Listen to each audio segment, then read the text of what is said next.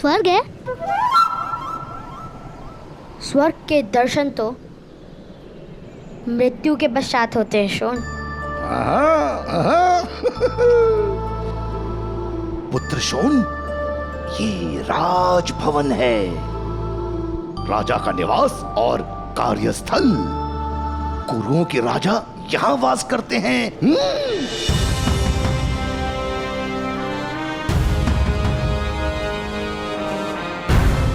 राजा इतने बड़े भवन में रहते हैं तो देवता कितने बड़े भवन में रहते होंगे ताऊ?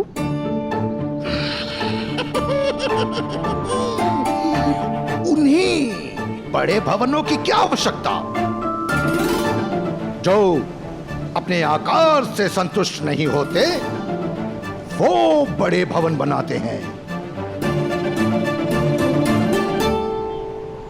राजा का भवन राष्ट्र का सम्मान होता है, उसका विशाल होना ही आवश्यक है। भ्राताश्री, बालकों को संतोष सिखाइए, संघर्ष नहीं।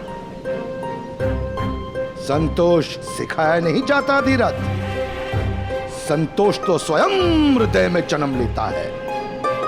पर तुम कहो तो मैं तुम्हारे पुत्रों को भय अवश्य सिखाऊंगा।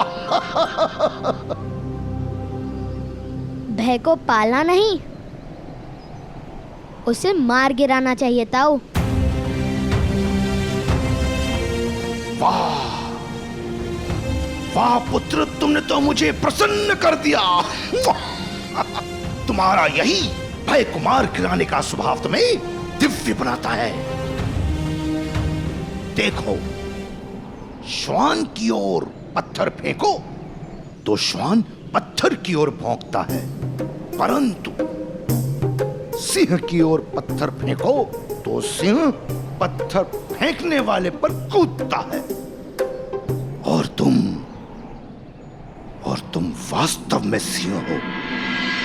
हाँ।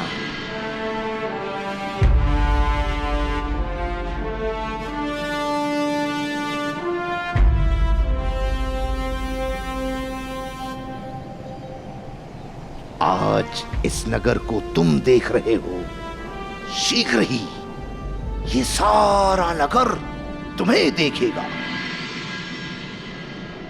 नगर जन तुम्हें देखकर कहेंगे, देखो वो जा रहा है अधिरथ पुत्र कर्ण। अधिरथ पुत्र कर्ण?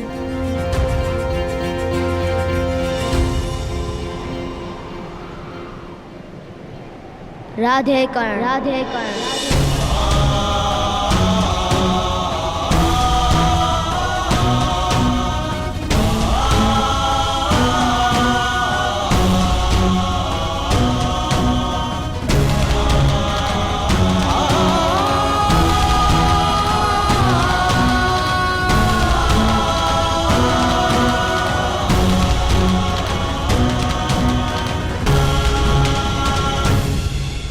चले, अब हस्तिनापुर में प्रवेश लेने की अनुमति भी लेनी होगी हमें। तुम जाओ, मैं भुगत राम जाकर वृषभान से मिलूंगा। सूतों का वास वही है।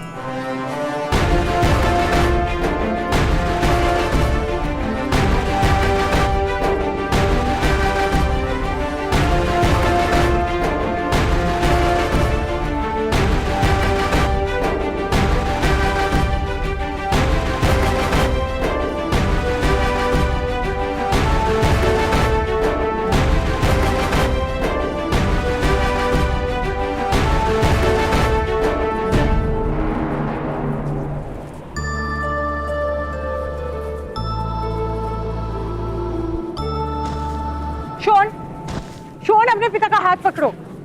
यहाँ बहुत लोग हैं, अन्यथा मार्ग से भटक जाओगे।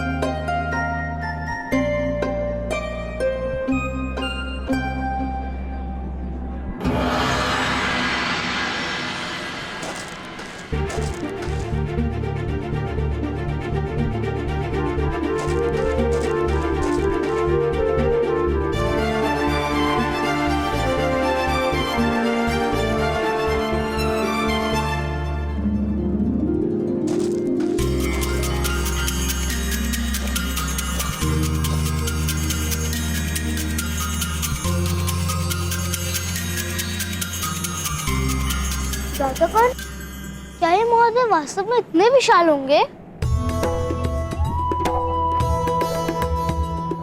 सुना नहीं था उन्हें क्या कहा था? छोटा आकार, बड़ा भवन। तो छोटा आकार, बड़ी प्रतिमा। हमारे शंकुप्रत गांव के बड़े चाचा जैसा। उनकी ऊंचाई तो केवल इतनी थी, उनका निवास इतना बड़ा। ये बड़ाई चाचा का तो निवास ही नहीं। नहीं, कोई बढ़ई, सूत सुतार या लोहार यहाँ निवास नहीं कर सकते।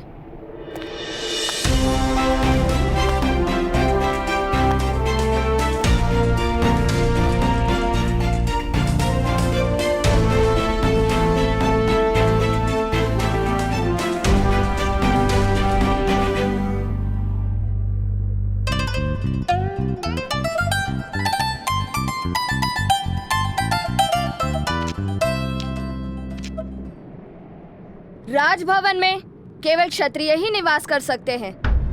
किंतु कैसे जाना जा सकता है कि कौन सूत है और कौन क्षत्रिय? उनके मुख पर क्या कोई चिन्ह होता है?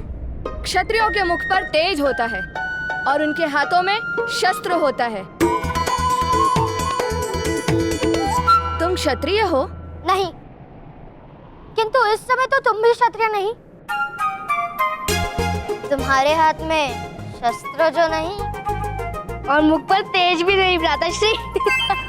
वैसे तुम दोनों कौन हो? पहले तो कभी नहीं देखा।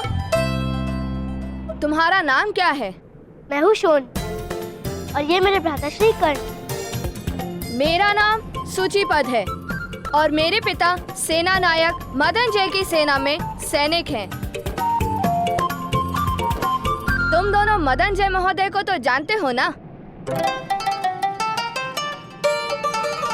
बहुत बड़े वीर हैं वो। अभी अभी आदिवन से 5 वनवासियों को बंदी बनाकर लाए हैं और गांधार के राजा शकुनी के हाथों उनका सम्मान होने वाला है। आदिवन?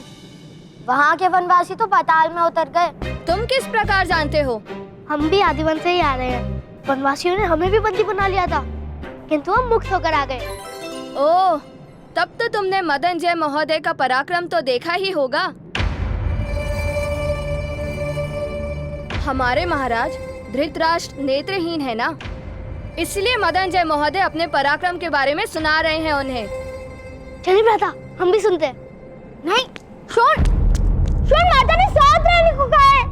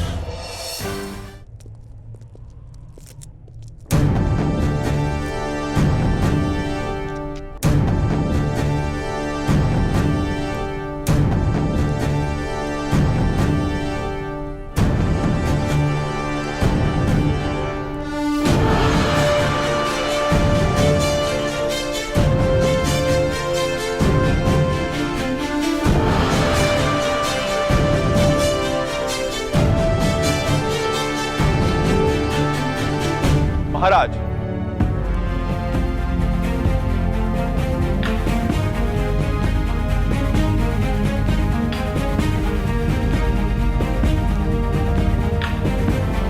बड़ा विकराल था वो वन। आदिदेव की भव्य और भयानक मूर्ति बनी थी। बहुत बड़ी जीभ आदिदेव के मुख से बाहर आ रही थी। उस जीभ पर मनुष्य का मस्तक रखकर मनुष्यों का बलिदान दिया गया था। अनेक मनुष्यों के रक्त से समग्र परिसर लाल था। एक सूतों का परिवार बंदी बनकर डर से थरथरा रहा था। मैंने विचार किया कि हस्तिनापुर की महान सेना का सेना नायक सूत परिवार का रक्षण यदि नहीं कर पाए तो समाज हस्तिनापुर पर लालछन लगाएगा महाराज। 500 से अधिक वनवासी थे वहां महाराज, किंतु आपकी कृपा और प्रेरणा से आपका ये सेवक भयभीत नहीं हुआ। मैंने उन्हीं का शस्त्र खींचकर भीषण युद्ध किया महाराज।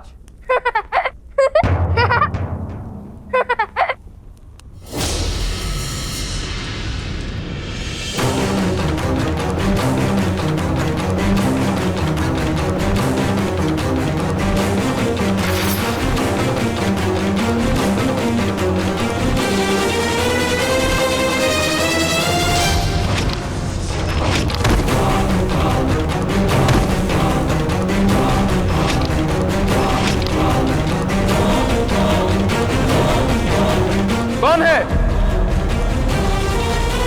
कौन है साहब? मोहन, किसने विक्षेप किया? क्षमा कर दीजिए महाराज, मेरा भाई कुछ अधिक हंसता है। मोहन,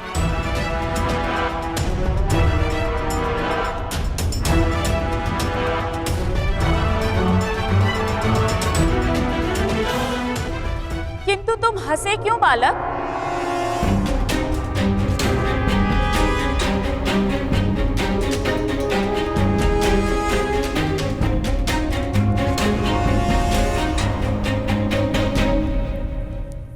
महामंत्री विदुर,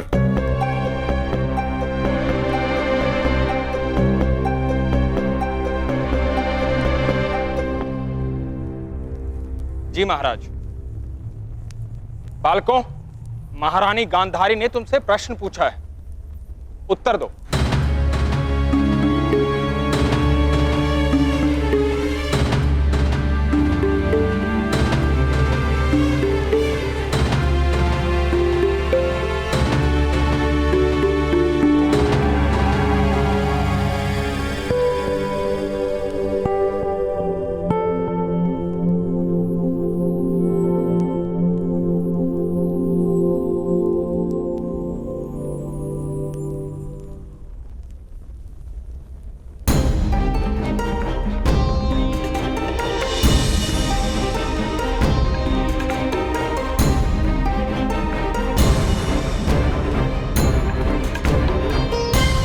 उत्तर दो बालक, तुम हंसे क्यों?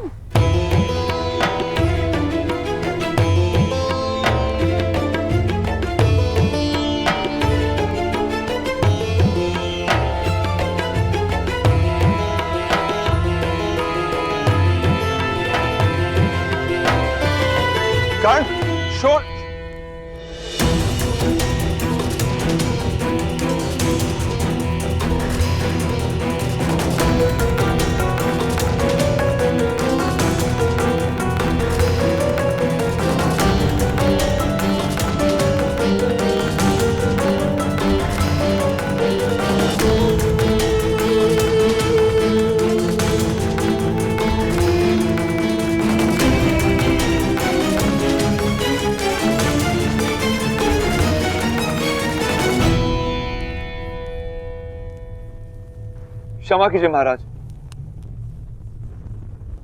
क्षमा कीजिए महाराज।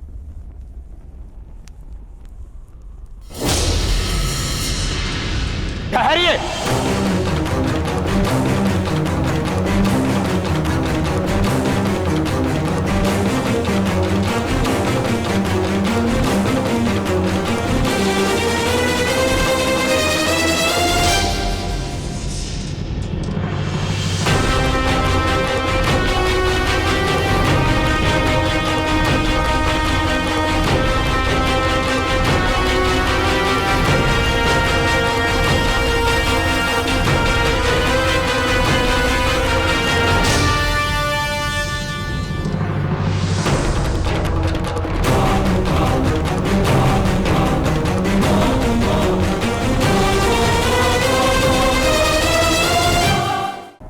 महारानी ने प्रश्न किया है, उत्तर दो बालक।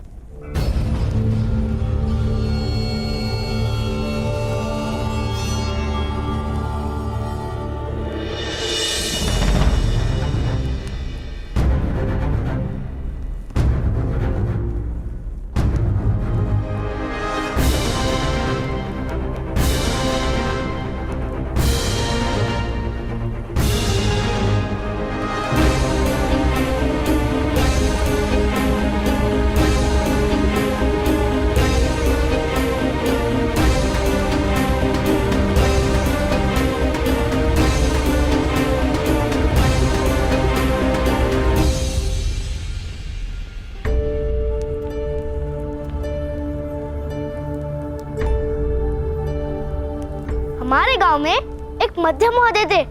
वो सदा कहते थे कि मैंने युद्ध में 100 शत्रु के हाथ काटे और 100 शत्रु के पैर भी काटे। तो मेरे मित्र वास्तव के पिता ने पूछा कि तुमने शत्रु के मस्तक क्यों नहीं काटे? तो मध्यम महोदय ने क्या कहा पता है? कि वो तो आराम से ही कटे हुए थे।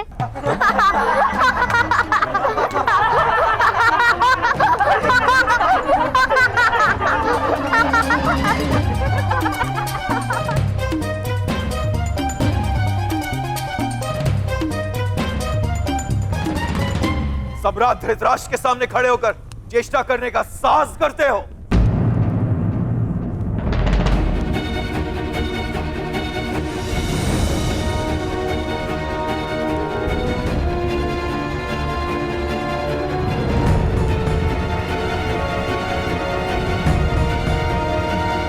बालक है, उसे हंसने का अधिकार है,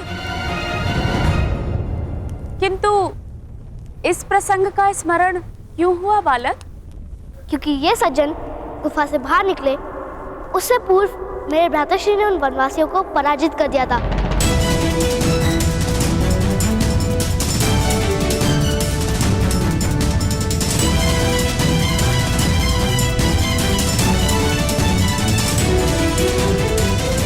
सत्य वचन।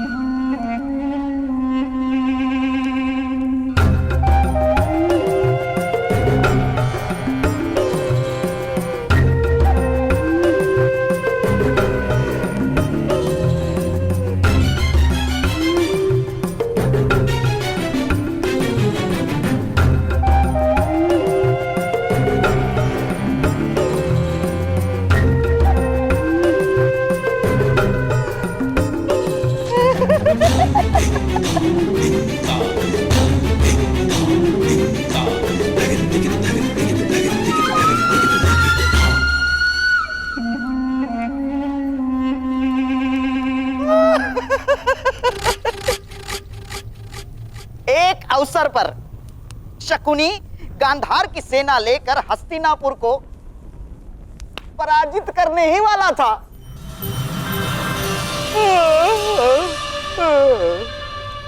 किंतु हमारी निद्रा ही टूट गई।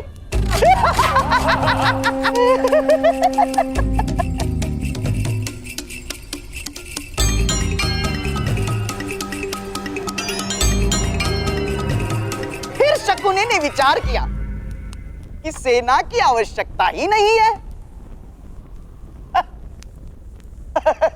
क्यों महामंत्री विदुर?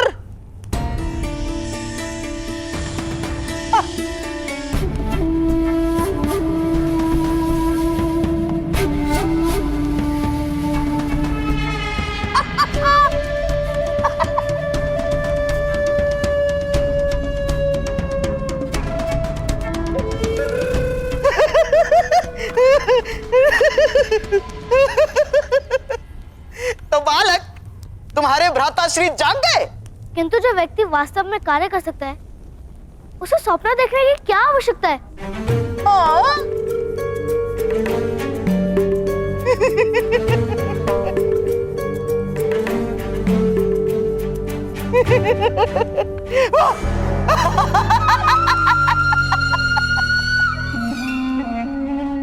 बड़े बुद्धिमान मालूम होते हो, हैं? सुनो बालक, यदि यही वाक्य कोई बुद्धिमान कहे तो उसे असत्य कहते हैं, और यदि यही वाक्य कोई मूर्ख कहे तो उसे सत्य कहते हैं।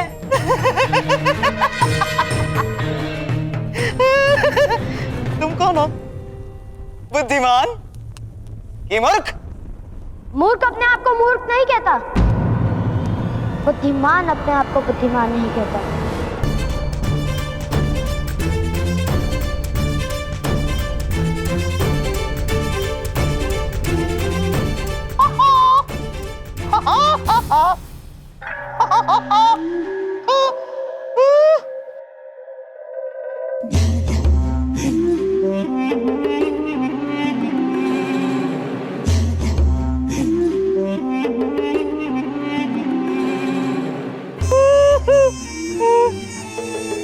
क्या यही है तुम्हारे भ्राताश्री? हाँ। तुमने अकेले ने वनवासियों को पराजित कर दिया? जी।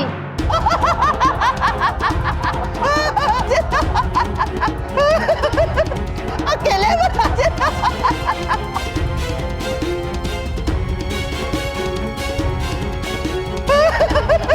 अकेले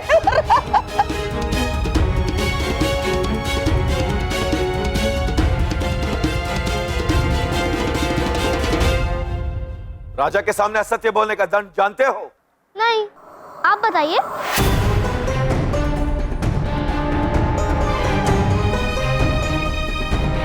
आगे आओ बालक। तुमने हमारे सेना नायक पर आरोप लगाया है कि उसने वनवासियों को पराजित नहीं किया। यह भयंकर आरोप है। आगे आओ। क्षमा कीजिए महाराज, क्षमा कीजिए।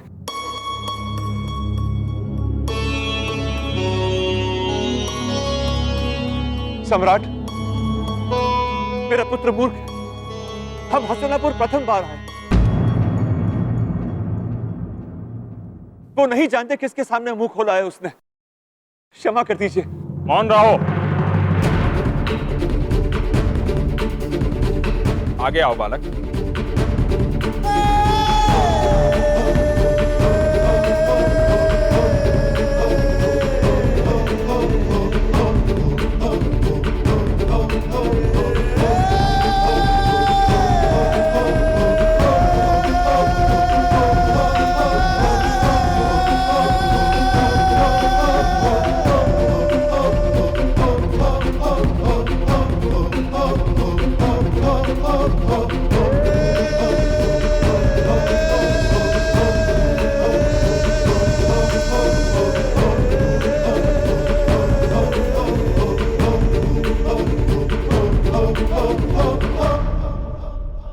यदि तुमने हंसने हंसाने हेतु असत्य बोला है तो महाराज तुम्हें क्षमा कर देंगे।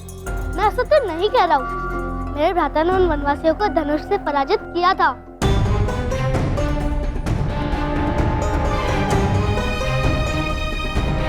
क्या तुम्हारा भाई सत्य कह रहा है?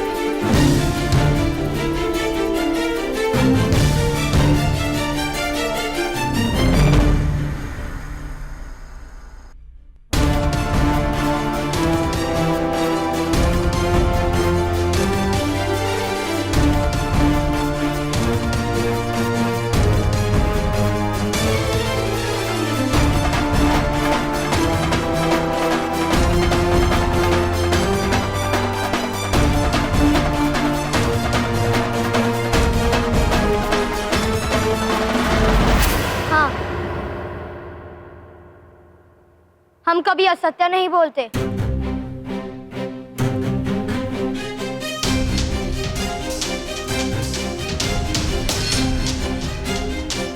हाँ मंत्री विदुर,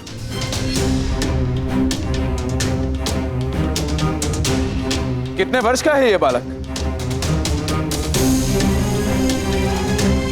9-10 वर्ष का प्रतीत होता है महाराज।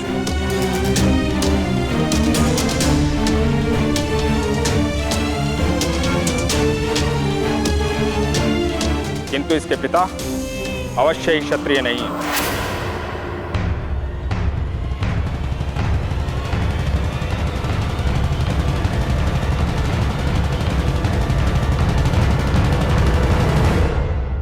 कौन सी जात के हो सज्जन?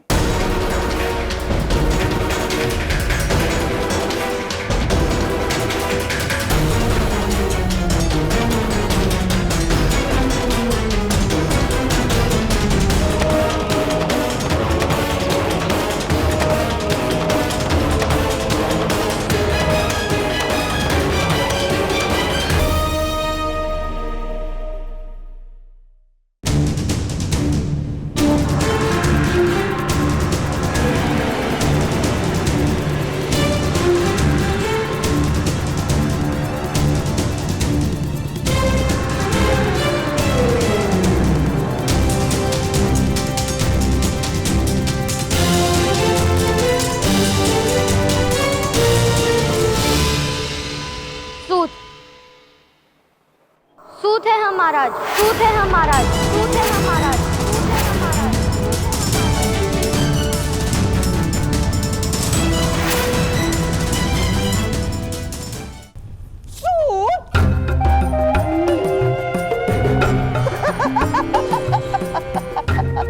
सूत है हम। सूत है हम। सूत है हम। सूत महाराज, एक सूत के पुत्र ने धनुष उठाकर वनवासियों को अकेले ही पराजित कर दिया।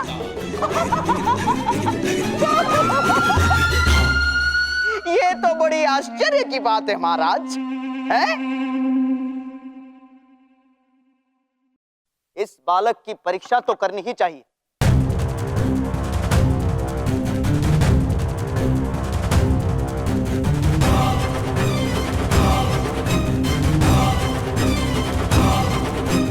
जी महाराज।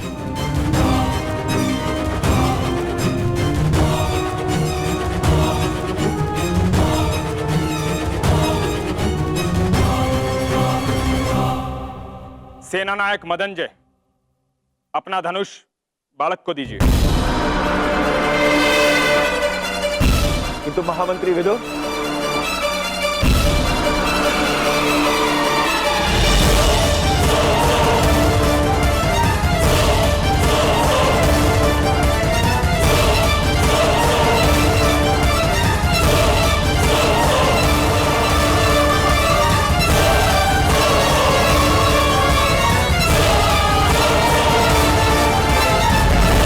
धनुष उठाओ बालक।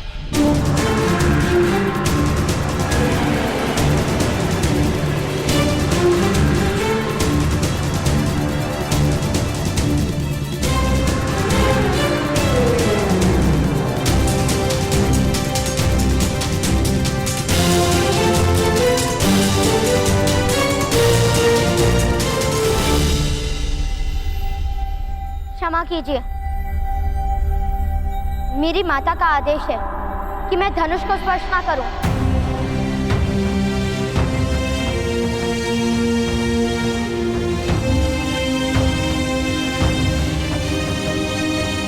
मेरे लिए मेरी माता के आदेश से बड़ा ईश्वर का आदेश भी नहीं।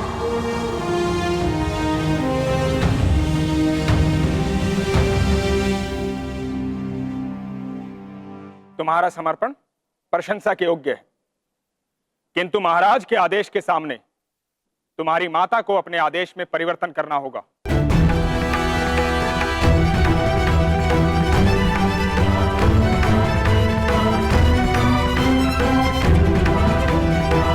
सज्जन, अपने पुत्र को आदेश दो कि धनुष उठाए।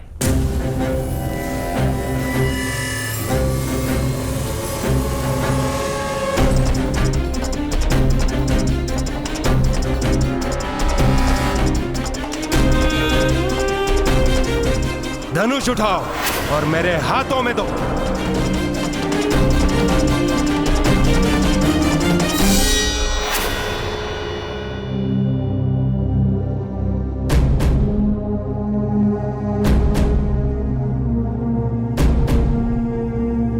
ऐसे ही आदेश से मेरी ताऊ ने धनुष उठाया था, फिर उनका हाथ काट लिया गया था। क्या आप मेरा हाथ काटने की इच्छा रखते हैं? विवाद मत करो, धनुष उठाओ अथवा स्वीकार करो कि तुमने असत्य बोला है।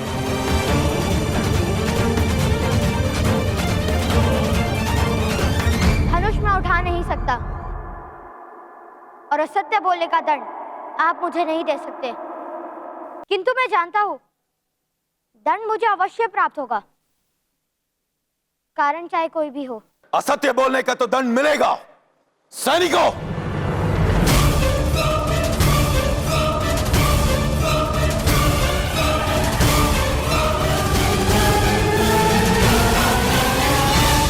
धनुष उठाओ पुत्र करण।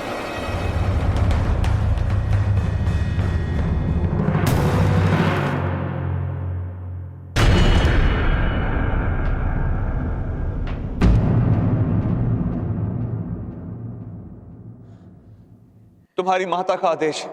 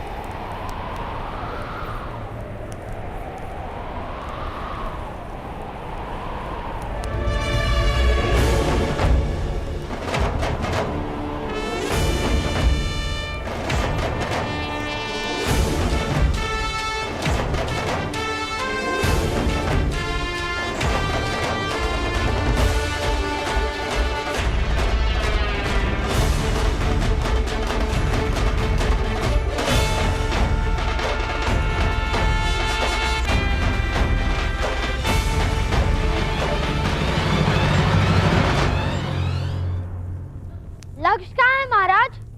किस प्रकार का लक्ष्य भेज सकते हो बालक? ठहरा हुआ चलता हुआ या फिर दौड़ता हुआ? उड़ता हुआ।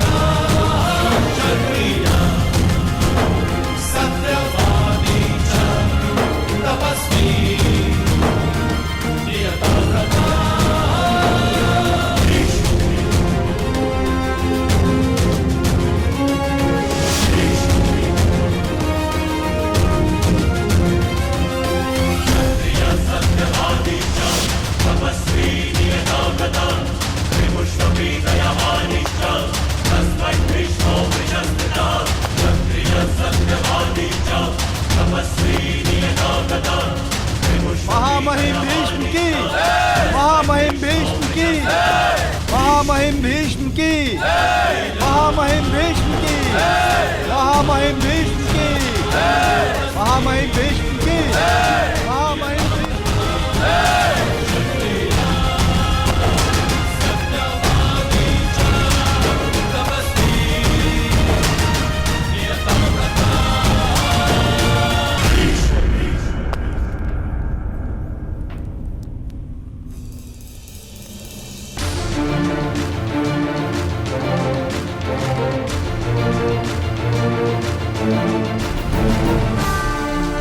महामहिम भीष्म, एक सूत ने इतने लोगों के सामने धनुष उठाने का अपराध किया है। फिर तो इसको दंड अवश्य मिलेगा।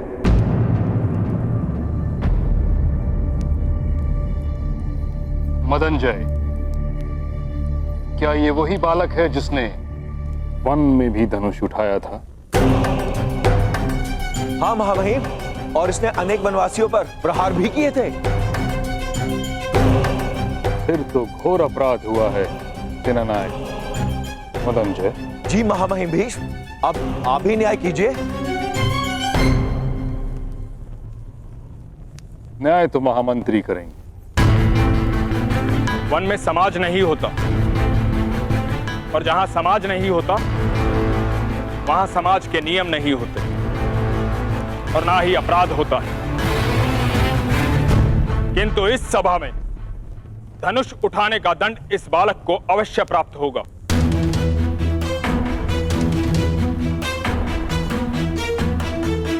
भ्राता विदुर, अगर अनुमति हो तो दंड मैं निश्चित करूंगी।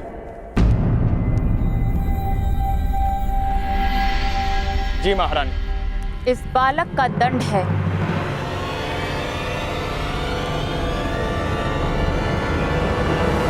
कि आज भोजन में इसे पूरे 7 लड्डू खाने होंगे।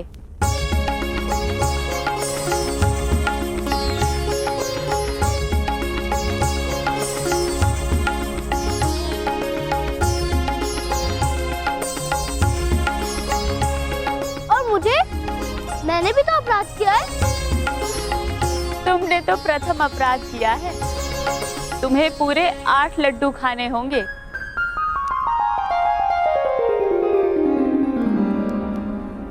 आपको हस्तिनापुर में वास करने की अनुमति है। आप भूगत ग्राम में जाकर बस सकते हैं सज्जन, किंतु हस्तिनापुर में कुरुओं की परंपरा का पालन करना होगा। सारी परंपराएं अच्छे से जान लीजिएगा।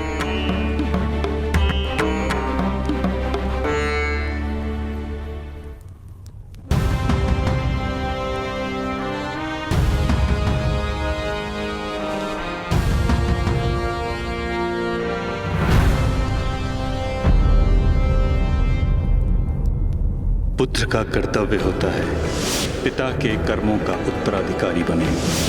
धनुर्विद्या केवल क्षत्रियों के लिए होती है। तुम सूत के पुत्र हो, तुम्हें सूत ही बने।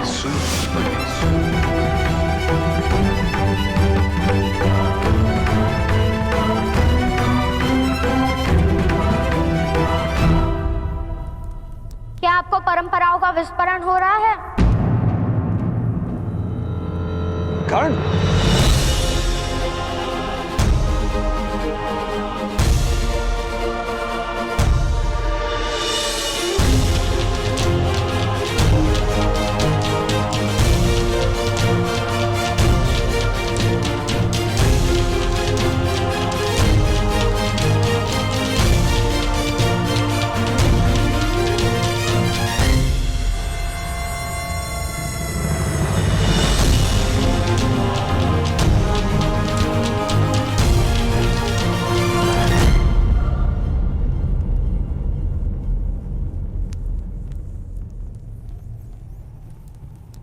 आज धनुष नहीं लेंगे मेरे हाथों से।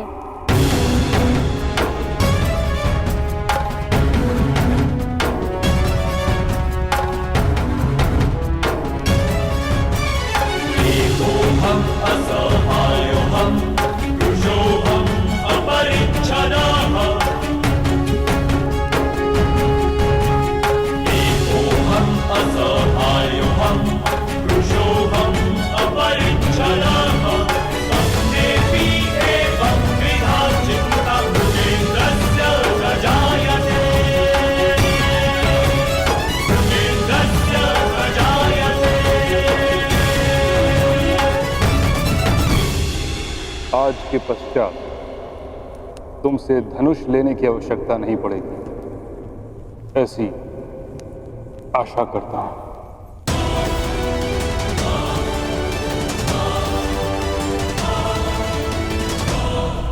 मुझे भी यही विश्वास है।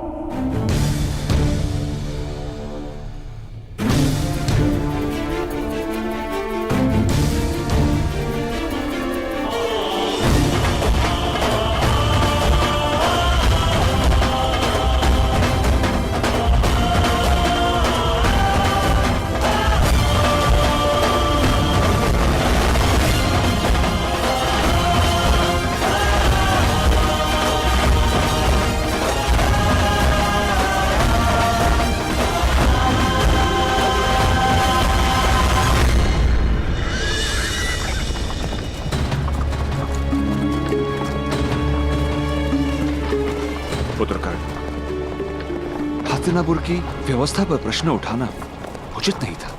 किंतु पिताश्री, मैंने तो उनकी परंपरा का पालन किया है। महामहिम विष्णु ने वन में मेरे हाथों से धनुष ले लिया था, ये कहकर कि सूतों को शस्त्र उठाने का अधिकार नहीं। तो मैं हस्तिनापुर में धनुष कैसे उठा सकता था? इसलिए मुझे धनुष लौटाना उचित लगा। पिताश्री, वो क्या है?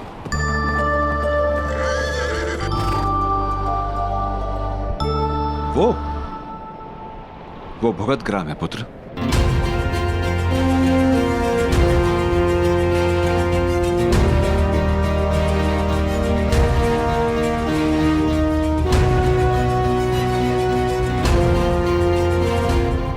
ग्राम है तो आवास कहाँ है पिताश्री?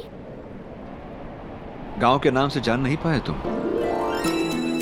भूगल अर्थात भूमि के अंदर, उस पर्वत के अंदर आवास है।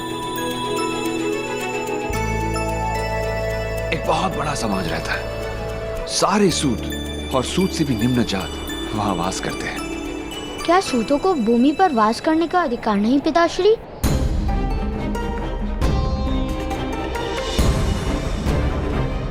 क्या वहां से आकाश दिखता होगा?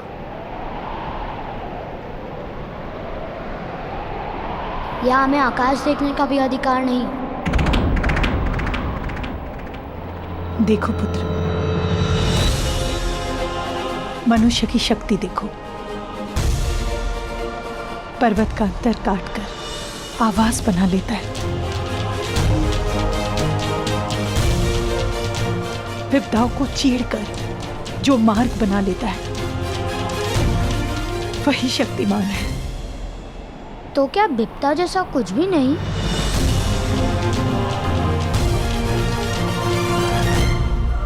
यहाँ पुत्र,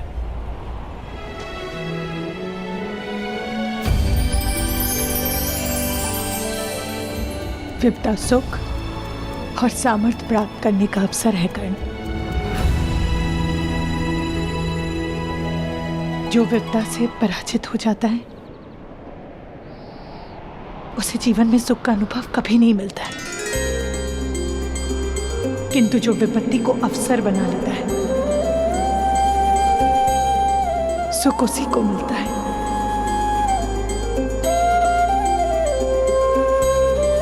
और ये ज्ञान मुझे अभी प्राप्त हुआ।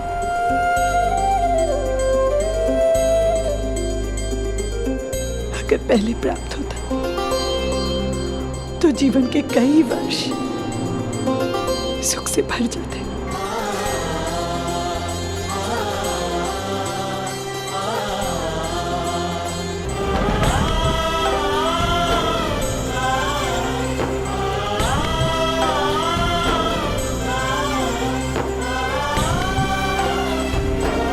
चले रहा था।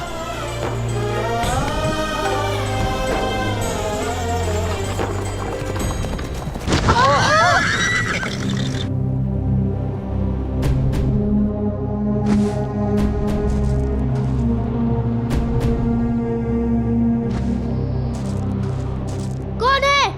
किसने यहाँ मार्ग पर गड्ढा निर्मित किया? कौन है? सामने आओ, युद्ध करो मुझसे। शोण, क्या कर रहे हो? विपत्ति का अवसर बना रहा हूँ पिताश्री। प्रथम रथ से वस्तु उतारो, अन्यथा विपत्ति में संपत्ति चली जाएगी। चलो।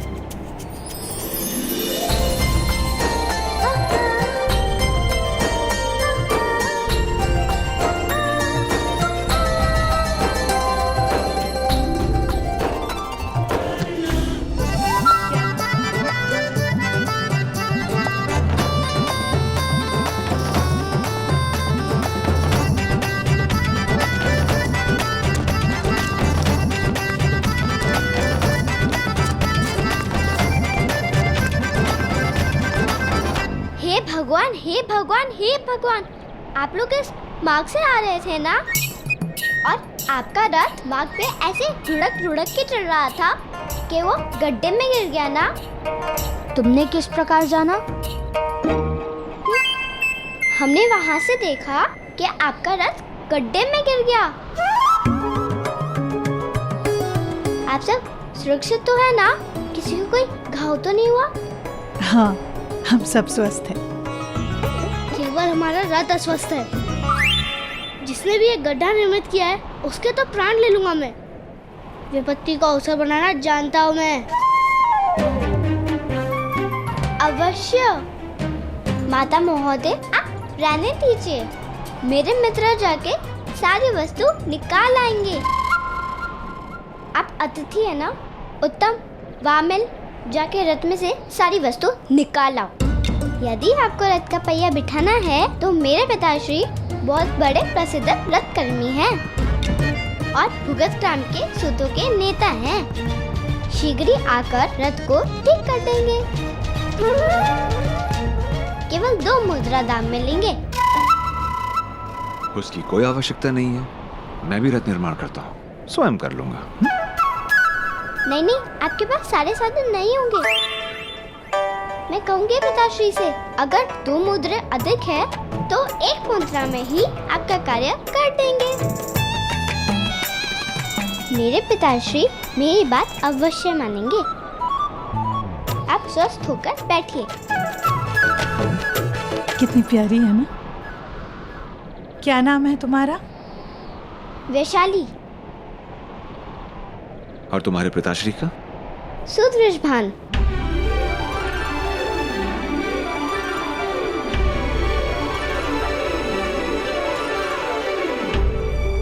यथार्थ। तो जाओ, बुलाओ अपने पिताश्री को। आप 1 मुद्रा दीजिए, मैं शीघ्र ही बुला कर लेके आती हूँ।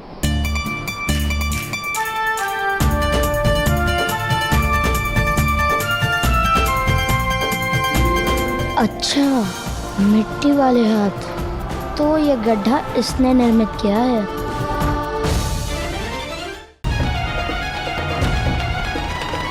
पिताश्री, इससे कार्य मत करवाना। इसने स्वयं गड्ढा निर्मित किया है हमसे धन प्राप्त करने के लिए।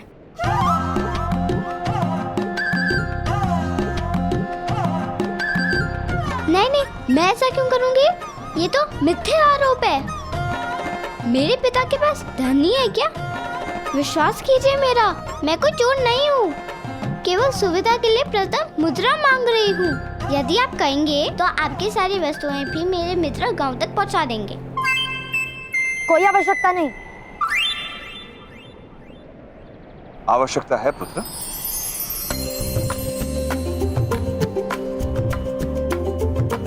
ये लो।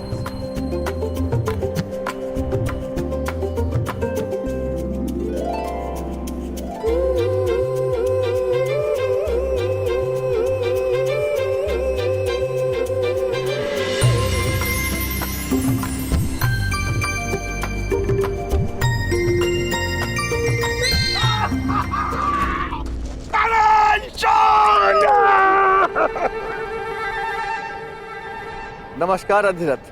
प्रणाम पुत्रों। ऋषभान महोदय को प्रणाम करो। प्रणाम। आपको प्रसन्नता प्राप्त हो रहा था। मेरा सौभाग्य है कि आप आज यहाँ पधारे। मेरे पिता की, राधा के पिता ने बहुत सहायता की थी और वो ऋण मैं कभी चुका नहीं पाऊंगा। किंतु आज आप सबकी सेवा करके मुझे संतोष प्राप्त होगा। आप मेरी पुत्री से मिले?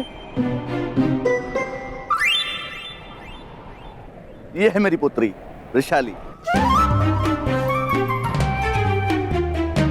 और वैशाली, ये है तुम्हारी राधा माता, मेरे बालपन की सखी। प्रणाम करो बेटा। प्रणिपात।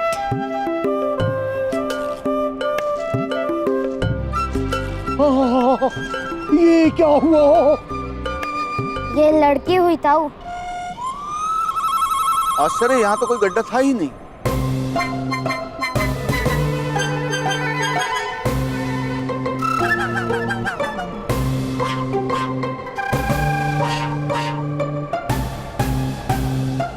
इस लड़की और इसके मित्रों ने हमारे साथ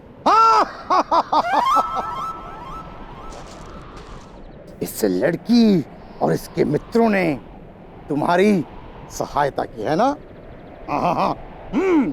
उत्तम, अति उत्तम। चलो अब सारे मिलके इस पहिए को गड्ढे से निकालते हैं।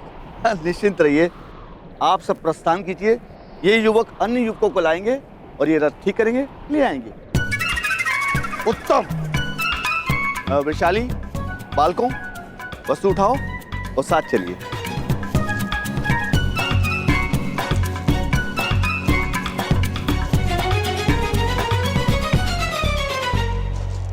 नाम क्या है तुम्हारा? शोन। ये मेरे भ्राता कर्ण। आप दोनों नए हैं? आप दोनों का कोई मित्र भी नहीं है? यहाँ के सारे बालक बहुत भयावह हैं। और ये उत्तम प्रतिदिन 2 हत्या करता है।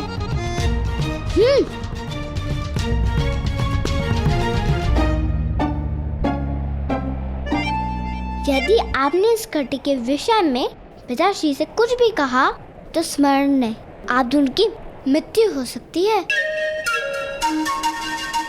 चलो मित्रों, उठाओ सब।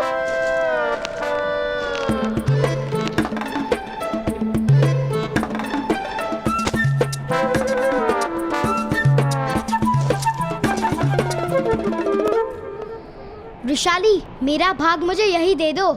पिताजी मुझे वेद पाठ करने के लिए बुला रहे हैं।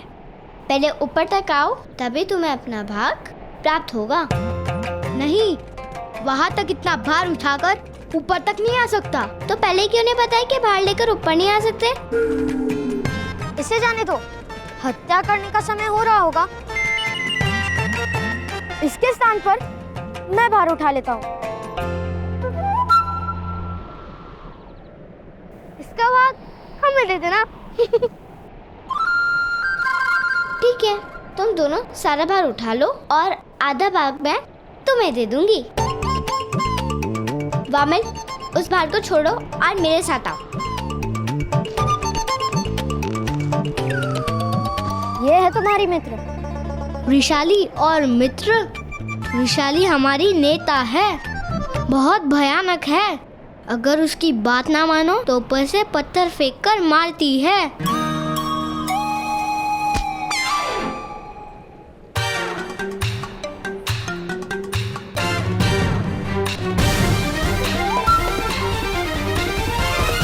ये तो क्षत्रियों से भी गई हुई है। जैसे हस्तिनापुर में महाराज धृतराष्ट्र का शासन है, वैसे यहाँ वृषाली का शासन चलता है।